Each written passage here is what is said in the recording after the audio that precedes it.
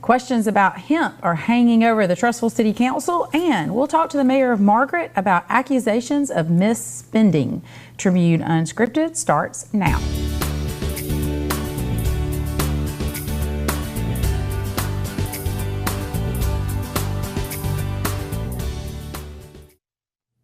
Welcome back, everybody. It's Thursday. Thanks for joining us for Tribune Unscripted. I'm Brandon Dawkins with Tribune Digital Media, here with Scott Buttram, publisher of the Trussville Tribune. And we are getting started with this issue with Trussville City Council. This is kind of a sticky wicket. Yeah. I mean, I don't know how else to say it. The hemp situation. Yes. I'm going to be honest. I don't think I understand this all well enough. It's complicated. To explain it. This might be worth getting Chuck Bradford in to just kind of explain what's going on. Maybe we can get Chuck to come in next week. A lot of the hemp products that were in a lot of the vaping stores just a few months ago, maybe less than a year ago, were all kind of outlawed, is my understanding.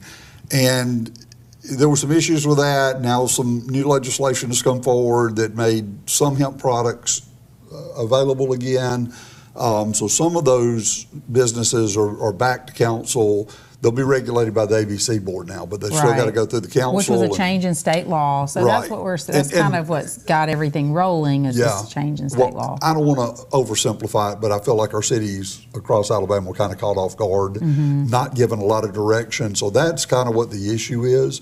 And obviously some of these businesses do want to carry what they can carry legally, but they're not really zoned properly because when you fall under the ABC board, you also fall under a different zoning is kind of my understanding. So the council's trying to figure it out. I think they smartly tabled everything. They did. They had 3 applications for these type stores. Right. And then, but then we already have 8 in the city. But they also had a moratorium involving some of this too, and I think the plan was to deal with the applications that come in and then declare a moratorium until they could figure it out. Ultimately, they just kind of decided to table everything to give themselves more time to kind of figure it out. And you also had a wild card in there. I think it's called, is it Chelsea Blues Liquor Store? I noticed that. Which had never carried that product. Okay. And so they were interested in seeing if they could carry it, but they're also not in the proper zoning, but they are already under the control of the ABC board. So, there's just a lot of things for the council to kind of work through and figure out rather than try to make decisions, not fully understanding the issue. They chose to table it and give themselves a little time, which, again, I think that was a smart decision. Yeah. I don't know where it's going to land. In fact, I ran into Chuck yesterday. We kind of had this conversation again. And after talking to him, I'm not sure that I'm any more clear on it. But I've got a lot of confidence that Chuck is becoming very clear on it. Plus, he'd been dealing with these people or not these people, but these businesses as his role as the code enforcement officer before he retired, which, by the way, he's now come back part-time since retirement and kind of picked that role up again, but on a part-time basis. So Chuck's got a lot of institutional knowledge about this and about these businesses. So he's going to give the council good guidance, but I think he's still trying to figure out the ramifications as well. He made some really good points that were highlighted in the story just about, when they sampled the different stores that carry these variety of, hemp products, everybody had at least one that exceeded the legal limit. But then there was one business that was an exception. Okay. And they were one of the ones back. I think that may be My CBD or something like that. Well, what was so interesting is that he was like, but the question is, there had not been any criminal charges assigned to that because who's guilty? The store owner, the employee, the supplier, the manufacturer, the label on the package. Like it was just a really good indicator of how complicated the issue can be. Yeah, and I'm going to throw another little wild card out there. All of that had to go through the Jefferson County District Attorney, who has really. If you've been to downtown Birmingham since Mayor Woodfin took over, and you walk down a sidewalk and have a nose that works, you know that's just not being pursued these days. And that ultimately, that was the mayor's decision, but that same district attorney for Jefferson County is also just not pursuing those type cases. And probably, and nobody said this, but probably didn't want much to do with this. So there's just a lot of factors at play. The council is simply trying to do what's best for the majority of Trussville, and they've got to figure it out before they can make that decision. So. Well, and then Mayor Ben Short also, you had mentioned the zoning earlier, and he explained to the audience that back in 2023, the city made a decision that required these types of businesses to not be in C2 and C3 zoning, to be out in C5 zoning. Right. But we don't have any C5 well, zoning. We actually do. The mayor wasn't aware of it at the time, but we do. What is it? I don't know what all it entails. It may include adult entertainment. I'm not, or maybe that's C6. I can't remember. Okay. But we do have an area zone for each of this, and I think it's more south on 11. On that end of town. Okay. And maybe those are two different classifications, but we've got everything covered, just not a big area for it, because we did not want to invite a lot of these type businesses into Trussville, but there is room for some in the right place. Now the issue they're dealing with here is previously these businesses were fine where they were zoned and what they were carrying. Going under ABC, my understanding is that's kind of what changed the zoning part. And I don't want to get ahead of the council, because again, they're just trying to understand this, as we all are, by the way. I think Chuck's probably the closest thing to an expert in this, and he will tell you right quick, he ain't an expert. He's trying to kind of figure out what's happening as well, and he knows more than anybody about it. You may end up seeing a compromise where they're grandfathered in at their current location. I don't know that. I don't know what the council would decide, but I think that might be a consideration. But I think going forward, the council's desire is just to have all of this pretty limited. Well, and we're not the only city dealing with it. Every city's dealing with it. Every city's dealing with it. It'll be interesting to follow it. Birmingham, I think, had a hearing this week on it. Okay. These have been taking place in city after city all across the state of Alabama, and everybody's kind of trying to figure out what are we actually dealing with here. I don't think we'll see the problem products that were at play before. Honestly, marijuana was kind of being sold, and I don't know if it was Trussville businesses, so I'm not going to point the finger there, but across the state, a lot of these people, a lot of these businesses were carrying marijuana in their store, and that we definitely don't want to go back to that. So they'll figure it out. It might just take a minute. Well, it's too bad that we had Police Chief Dave Moret in here last week, because they have been busy this week. Would have been nice to have him this week. So we're going to go through three of these, two of them extremely serious and unfortunate things. One event that happened this week, well, that did not happen this week, but just in the last 2 weeks, was a woman who was found unresponsive in the Trussville City Jail, who later died at the hospital. There was some, apparently she was, I don't think the story's been updated to tell this, but but Brady, our new editor, has explained this to me, that we do know that she was being held on an outstanding warrant for failure to appear on receiving stolen property. That's why she was there. Yeah, that's why she was in jail. Right. And honestly, Trussville police were probably more interested in trying to figure out some other things, like, you know, the timeline wasn't matching up for them. As it turned out, we reached back out to the coroner, and they clarified. There was a typo. There was a typo on the date, which when the police heard about that didn't make sense to them. So we followed back up with the coroner, and he said, yeah, we just made a typo. In fact, they sent an announcement to everybody the following day. So there was a typo, but she was being held in the Trussville City Jail.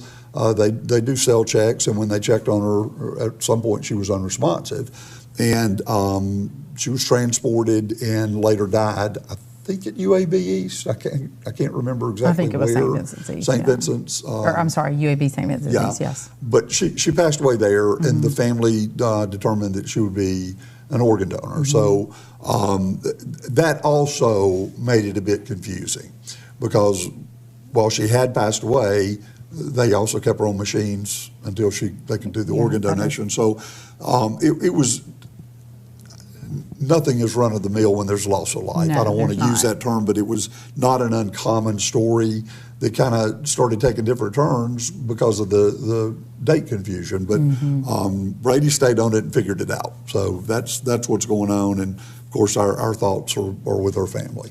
There was another death investigation in Trussville this week where there was a shooting in a home that killed a young woman, a 22-year-old young woman, Whitney Robeson of Virginia. Just making some assumptions here. She was visiting that home. A lot of details there left unclear, but she was taken to the hospital with a gunshot wound and later died. And so that's still under investigation as well. It's very tragic. I mean, it's just a heartbreaking story. And we won't go into a lot of details because we don't have a lot of details, but you're correct. And we're not assuming she was visiting the family. She had gone to Auburn. She was from Virginia, but she had gone to Auburn and was visiting a friend here in Trussville when it happened. We'll continue to follow and see if anything else transpires, but it just sounds like a real tragedy. It does. And a terrible thing for her family to go through, and of course the family here to go through as well. Absolutely. Just so terrible. Yeah. And then finally, kind of a wacky thing from this past weekend was the Urban Air teen takeover.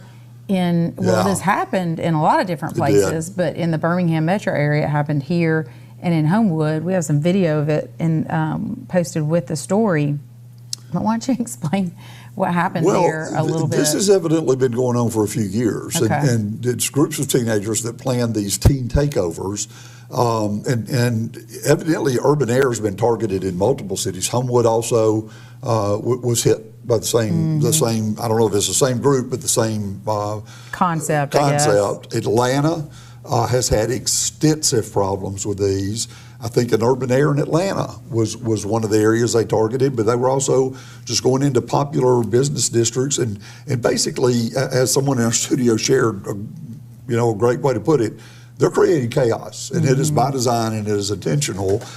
We know Marco Turner, who is one of the owners of Urban Air here. I think he's got an interest in the one in Homewood too, and we've known he and his family long before he ever opened Open Air or Urban Air, and they've done a great job managing it. I saw some of the comments in the story. You can't really account for that sort of thing, but I know when he opened that, our daughter was birthday party age, and we were up there a lot, and it was always well managed and well run, and everybody felt safe.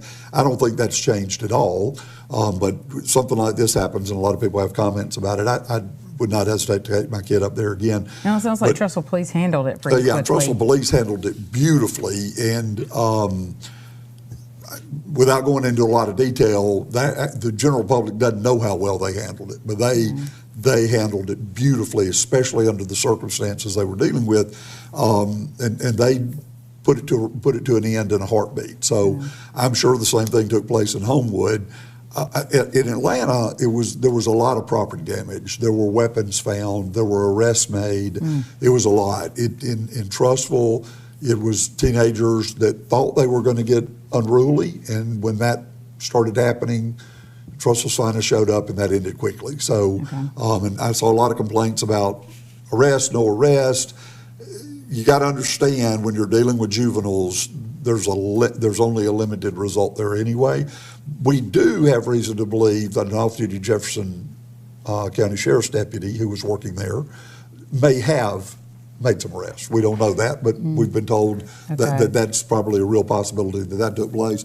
But our officers handled it great, and I would not hesitate to take my family to that business again tomorrow. It's a good, safe place. This was not something they knew was coming. This was put together online by a bunch of kids that showed up to create chaos, and it was stopped pretty quickly here, but it's scary if you're in there with young children. Oh, absolutely. Thinking you've got a calm night and a fun night with your kids, and all of a sudden a bunch of teenagers come crashing through the door, intent on trying to cause trouble. So good job by the Trussville Police. And all I could add is if you see the stuff floating around on Facebook or any social media, because that's how these kids communicate a lot, is through social media. Alert somebody, let the business know you're hearing it, let the local police know you're hearing it or seeing it. And hopefully they have found that Trussville and Homewood is probably not the ideal place to do that. Yeah. All right. Okay, we're going to take a quick break. When we come back, we're going to be with a doctor from UAB St. Vincent's East to talk about radiation therapy for osteoarthritis. Stay with us.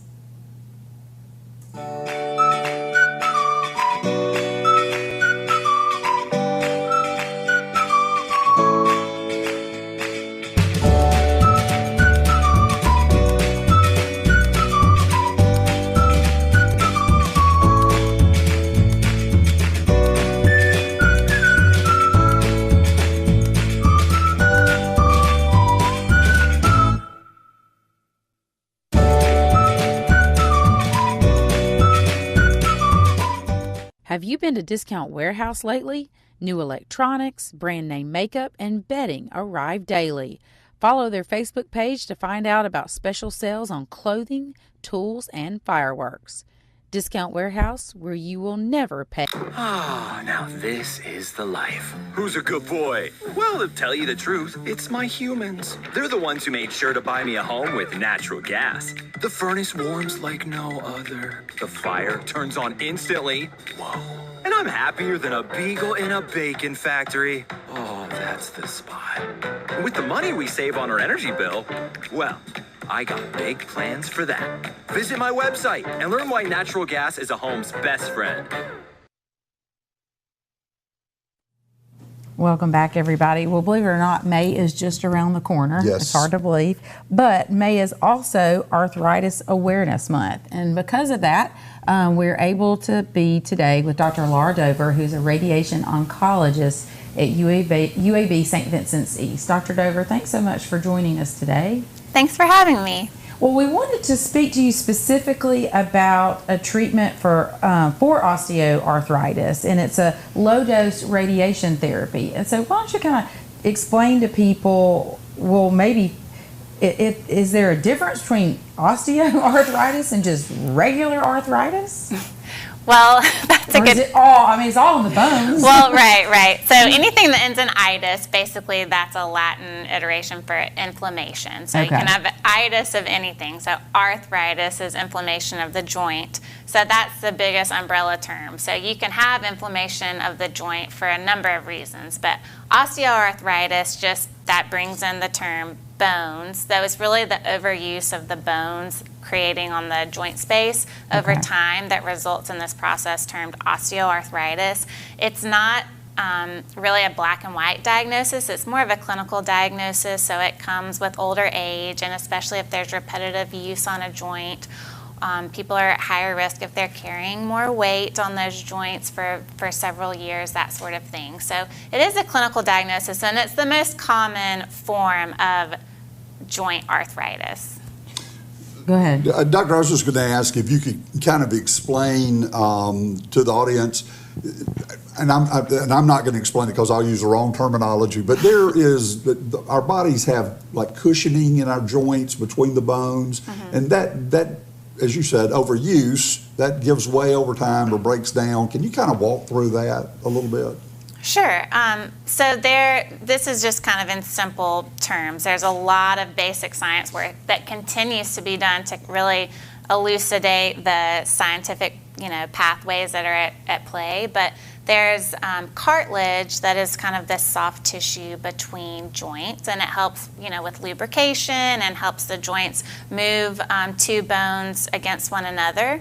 And over time, that cartilage and that joint space that has fluid in it, it can get damaged. So there's some type of structural damage that occurs, and then that can then lead to this inflammatory cascade. So then there's this chronic inflammation at play, and that chronic inflammation itself, when it gets out of hand, can cause more cartilage damage, and then it becomes this vicious snowball process. And so that's why the first line treatment for osteoarthritis is always some sort of interplay of taking away the inciting stressor, which that can be physical activity and weight loss.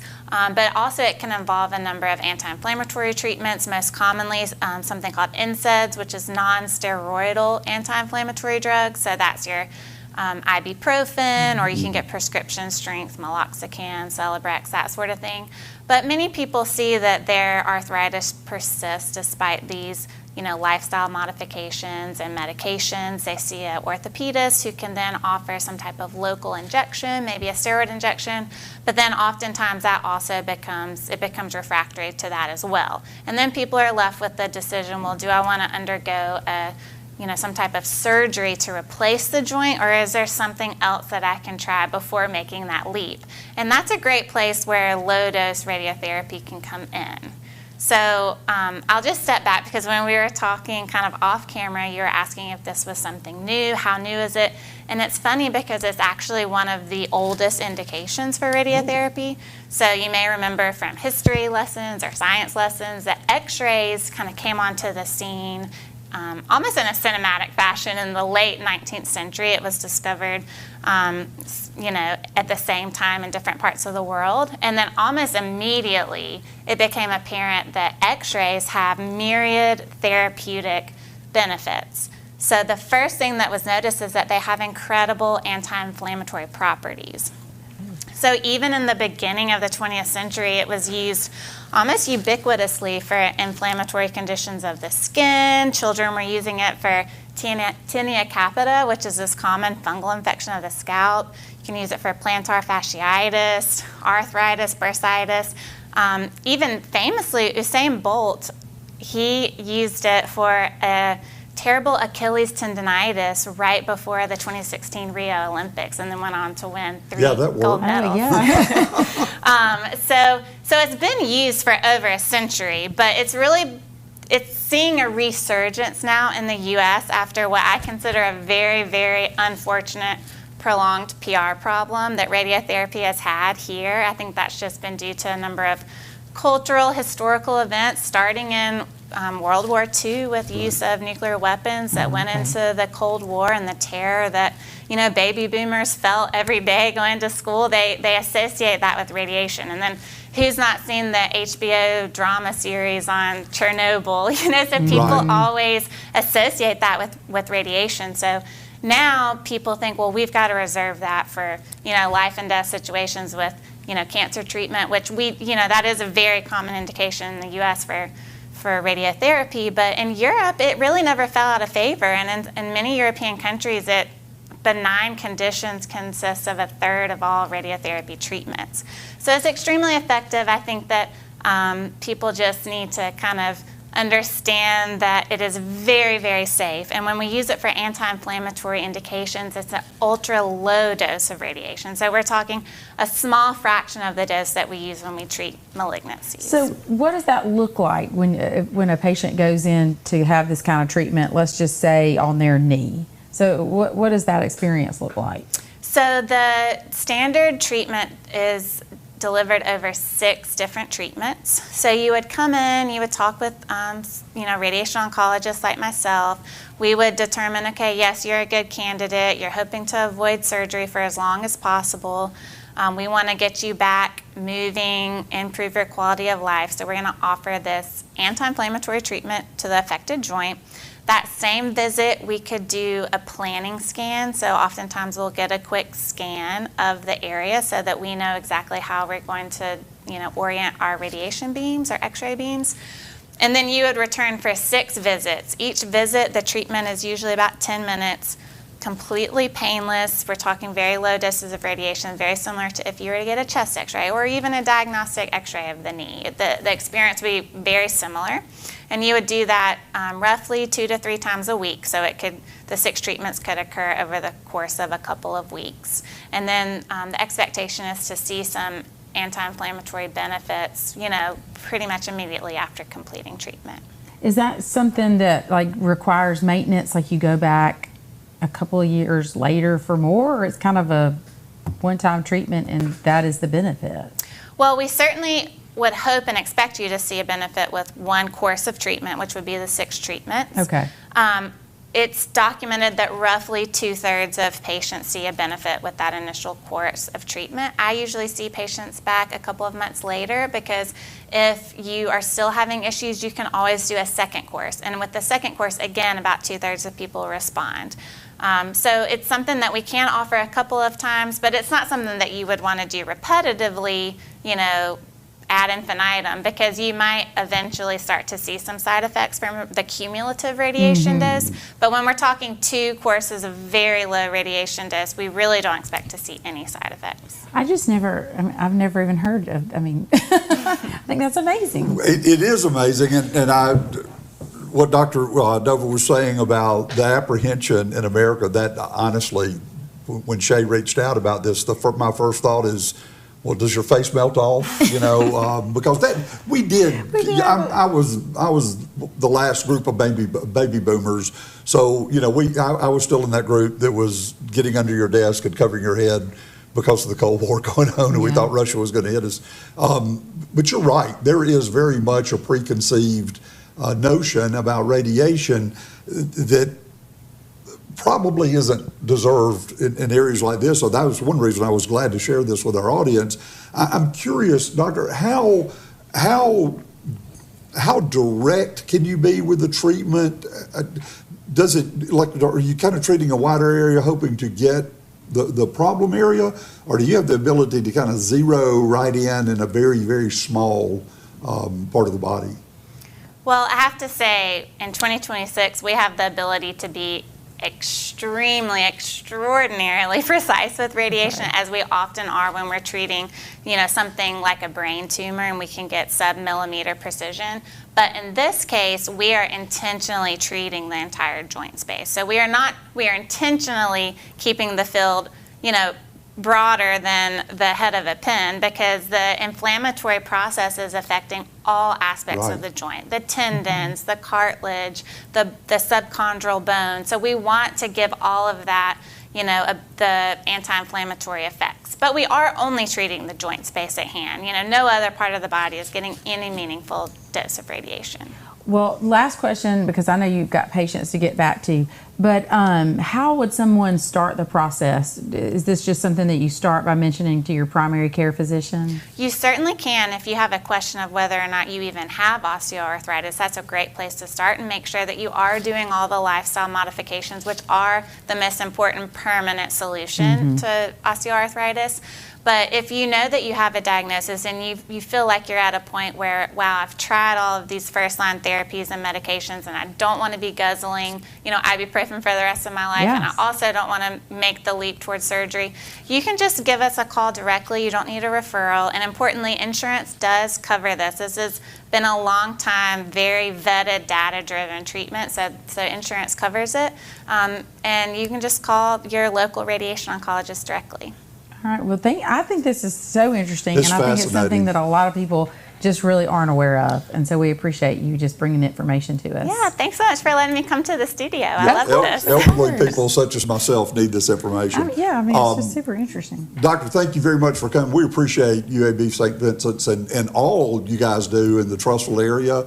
The hospital's not actually in Trussville, but it feels like it, doesn't it? Yes, really so close. Absolutely. Very convenient. So. Well, Dr. Dover, thanks so much for joining us. Thank you. When we come back, we will be with the Mayor of Margaret. Stay with us.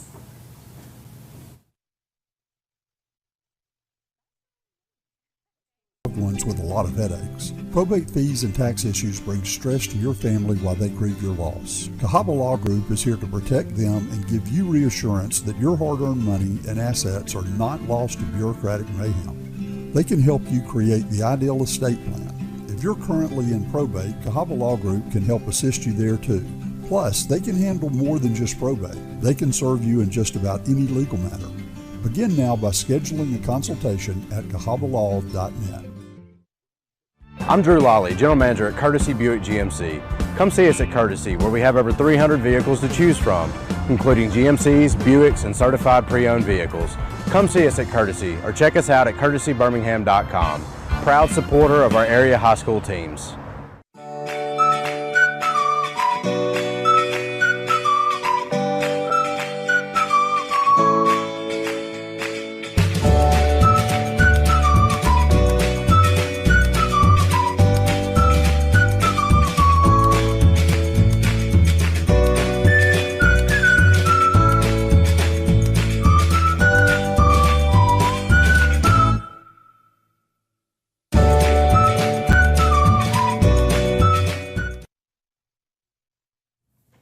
Welcome back, everybody. Now, we are going to be with the Mayor of Margaret this afternoon, Matt Tortorisi, and maybe kind of explain to people before we really get into the conversation, maybe set it up. Okay.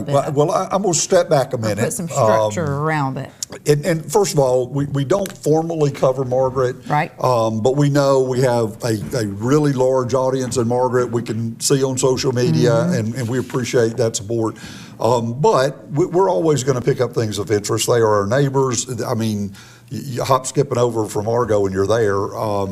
Plus, they've got Margaret Mexican, which is one of the best Mexican restaurants You would bring in 2 counties. Food into I'm just telling you, they got that over there. It's kind of a secret, but it is seriously good. But I first became aware of Matt, and we can go ahead and bring him into the picture, Ron, whenever you get a chance on that. There he is. I first became aware of Matt when he was still on the city council. He was not mayor yet, and he had created quite an uproar because he did the dastardly deed of live streaming council meetings to the public. And the former mayor and several of the council members, which I think one of them may still be on council, Matt, we'll get into that in a second, but they literally lost their mind. I started watching it because we were alerted to it. I also, Matt, don't want to get into it yet, but have you got a new city attorney from the one that the previous? We do, yes. Good. Yes. I'm glad to hear that because the previous city attorney made one of the most bizarre speeches about whether or not you could video and live stream a council meeting that I've ever heard. So funny that I started sending it to attorney friends and saying, you got to hear this. It went over so well that Matt ended up getting elected mayor because obviously the community is interested in what's going on at council meetings. And Mayor, I'm going to kind of let you take it, but my view of this is some of the ghosts from the previous administration are showing back up. They have accused you of, I don't understand the accusation. I don't know if they've accused you of stealing $2.5 million or misspending $2.5 million. I can tell you, our editor's been looking at it, and he doesn't see where $2.5 million was ever there to be misspent. Can you kind of bring us in on what's going on in Margaret? Yeah, absolutely. So Margaret has always been the home of a lot of potential, and it's one of the top 10 fastest growing cities in the state, along with Odenville. So that's two of the top 10 in the same county. And so, but basically, when I came on council, my main goal was to fix a problem. My wife asked me to take a look at it and see what I could do, and it was a little bit bigger of a problem than I anticipated. But I sat and watched the money accumulating over the 5 years. The only financials I would really get over the time were the monthly bank account balances, but they were growing continually, and I get the annual audit once a year. So I began studying that and like using it as my basically Bible of how to plan for the future. And we were managing the city like it was 1970s or 1980s, just kind of paying what we could, looking if there's money in the account to spend it. And I was pushing for planning, pushing for budgeting, and just could never make that leap until I got into this seat. Now, what I walked into was much worse than I anticipated, but not unexpected. And so it was just a lot of chaos, a lot of general ledger like transactions that don't line up, accounts, money coming out of multiple bank accounts. We had 28 bank accounts in the city, and like many of them seemingly unnecessary. And ultimately, we were using QuickBooks like a large check register. It wasn't really being used as a general ledger or accounting software. And so I've come in and I prepared a budget basically before the election even started, but I needed to see, was the cash actually there, and or was 2025, were there any secrets there that I had not seen? Luckily, in 2025, we cashed or put up a $1.7 million in surplus. My wife made the joke that we were so entangled in argument that we weren't actually doing the job and spending the money where it needed to be spent. And so, but funny. Yes. But on day one, I wanted to see the bank accounts, see that it was actually there, that it hadn't been moved or been misrepresented, and it was there. So I came into about $6 million. But there were a couple of hand grenades that were left behind for me. So 2 major capital projects that the City Council had pushed through, one of them being my project, which was a Brookhaven Drive repair, where we put in new curb and gutter, complete resurfacing. Basically, the final tally for the city should be $130,000. But then just before the election, the council pushed through a $203,000 pavilion that has apparently about an additional $40,000 in expenditures that were not included in what we originally approved. And so right there, you got about $500,000. Along with a couple other bills that were not paid by the previous administration, left for me to catch, which is fine. They were approved, it was planned for, and we had the money. And so after coming on council, in our first official meeting, I pushed the budget forward. And I was expecting a lot of debate, and it'd take a couple of council meetings to get it actually passed, but 0 questions, unanimously passed. And it was based on our financials from the 2024 audit, which was the most recent audit that I had. And it was based on actual cash flow that we'd gotten in. And so, the budget passed, we have all our departments allocated, and I planned the budget accordingly to staff up the police and fire and to staff up public works as well. Because our job is to take care of the public safety, infrastructure, and then protect the city's liability to make sure the money's spent fiscally responsibly. And so we staffed up the departments as expected, as was in the budget. And then there was one decision we made in the last year before the election of purchasing a fire truck. Right. It was a $600,000 expenditure that we financed for 10 years, and ultimately was going to have, I believe it was over $100,000 in financing fees. And so I pushed the motion forward to council that we pay off the fire truck with funds that we had in the account, and then we could start putting that money in the budget towards the next fire truck. And so the second check just cleared, which was a $645,000 payoff, but over the long term, it saves us over $100,000 in interest fees. And so it's just fiscally responsible when you have the money in the bank account. So when I came in, we had $6 million. Right now, we're right at $5 million, but all of that is easily explainable by those transactions. Weren't there some vehicles that you purchased that the purchases were actually approved and lined up by the previous administration as well?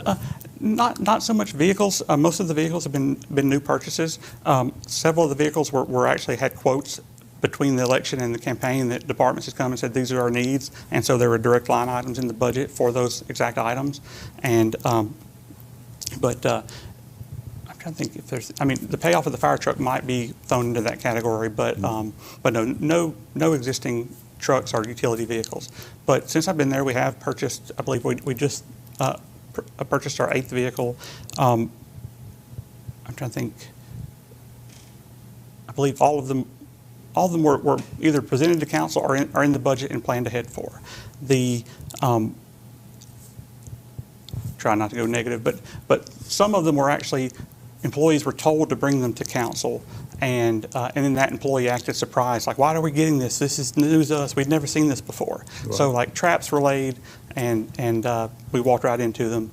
But all I can do is try to set systems in place so that the city can run efficiently with or without me, because I'm not trying to turn this into a career. I'm trying to fix a problem and establish systems and policies that can continue long past my time. Because my goal is not for today, my goal is not for me. My goal is to build a Margaret for the children and for the future. And so I want something that can be sustainable and can handle the growth that we're experiencing, because if you don't handle it, it will bowl over you like a tidal wave. Yes, we've seen that. That is absolutely true. Well, you must care about transparency if you came in live streaming meetings as a council person. So how do you, is there a way to share so much information with naysayers, I guess, that you're able to address all of their concerns just through transparency? Well, if you check out my blogs, matttorrisi.com, and I post links to most of them on my Facebook page, I have been sharing regular updates. The information is still a nightmare right now because of how fractured the GL accounts were, and the reports just look horrendous. But I've been sharing information continually.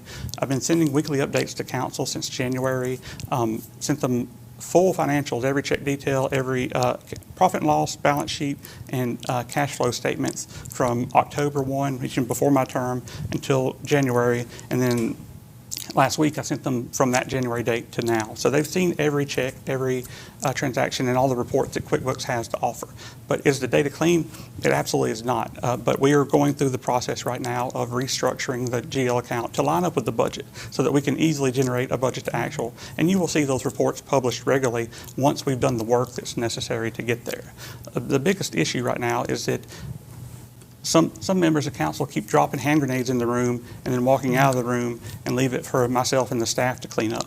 We've had many attacks on staff and employees which are just uncalled for and unnecessary, because we are only as good as our people, and our people can only help the citizens to the level of that they're being treated and the tools that they have to work with. So, we as a council, we have to work towards the same goal, which is the betterment of the city, not personal goals, but actual improvements to the city. And so I will continue to post. For the first 2 months, I didn't post as much as I'd like to, but as you can imagine, I was juggling quite a few different balls at the same time, and just didn't have the time for social media and creating those posts. But as things are settling down, we're getting there, and the information will be out there. And if anybody comes and talks to me, they will get the answers they want, probably more answers than they want, as you are hearing now. Matt, you mentioned some of the employees are taking hits. When you took over, there were some personnel changes with city employees. Are the new employees the targets of some of these hits now? Some of the new employees and some of the old employees. Okay. Some council members wanted to terminate everyone and start over, but that was not my goal. I never stated that. That was not my mission. So day one, we had a staff meeting, and I let everybody know, it's like, hey, I understand this is your living, this is your job, this is your livelihood. I'm in no way gunning for you. I'll work with everybody that I can and work through all these situations. So since the day of the swearing in, the turnover, there was more turnover between the election and me being sworn in than there has been since the me being sworn in. But yeah, some of the new employees are being targeted, and many of them being targeted by the very people who suggested them for the positions. It's a very odd turn of events. But again, my job as the executor and CEO of the city is to take care of those employees and make sure that they take care of the citizens to the best of their ability. And so makes it really hard to do my job when the employees are constantly under stress and duress that is unnecessary. Well, Mayor, I can tell you that anybody that paid attention to Argo 25 years ago is probably surprised that Argo is still here, but they came through some very similar situations and they flourished. You've got a great community over there. I kind of expect the same thing from Margaret. Absolutely, absolutely. We're planning for success, and all the employees are working harder than I've ever seen them work before, and I'm very excited about what we have to come. Can you give us maybe a project or two that you envision for Margaret that you see on the near horizon? So we just started our 5-year strategic plan, our comprehensive plan, and in that I can already envision basically rebuilding our current parks, getting them up to code, up to speed, and getting them much needed maintenance that they haven't gotten before. But once we get that done, there's a plan for a mine reclamation in the city that's going to give us 7 to 8 acres. It is almost entirely owned by the city already, of 1 to 2 degree grade city or of land, which is flat land, obviously, in this part of the state is a commodity. And so we intend to turn that into a large park if everything comes together, large walking track, ball fields, whatever we can do, as we can do it over time. And the second thing is something that we've already got in works, and I really appreciate Councilwoman Samantha Davis's efforts in this, along with David Vincent, who's been coming in for our Parks and Rec and really help going after funds for this. And so basically a senior center and community center and giving that service back to the people who need it the most. Whether it be food service or just a place to hang out and visit with people, play cards, whatever it may be, that is a passion of mine, Councilwoman Martrice Bell as well. And so I want us all to work together towards that as quickly as possible. I've already got some plans that are I've got quotes for it and grants put out to renovate our old city hall into the first senior center, and then from there, when we show success, we can build that to a much larger senior center. Well, having David Vincent involved with that planning is a real feather in your cap. They don't come any better than David. Not only will he know how to put it together, he can probably get the money for it. That's absolutely. He's good at that. Well, Mayor, I just hope things start to move in continue to move in a good direction. Yeah. I know that's a lot of work. And Mayor keeps sending us the good news because we're always going to hear about the bad news. But send us the good news. We know that Margaret creates a lot more positive stories than negative. And you really do have a great community over there. Thank you very much, and we will. The day-to-day work is moving forward, and we're always got our heads up and looking towards the future. All right. Well, thanks so much for being with us today and just taking the time out of your schedule to just kind of give people the full picture there for sure. Yeah. Thank you. All right. We've got a couple of stories that we're going to get to before we get away for today. Turning to Moody, they, in their most recent meeting, I know it was one of the new mayor's goal there, Nick Rutledge, to create a small business advisory board for their community because they have had a lot of growth. They want to promote small businesses in Moody, and so that's something that they're working on to put in place now.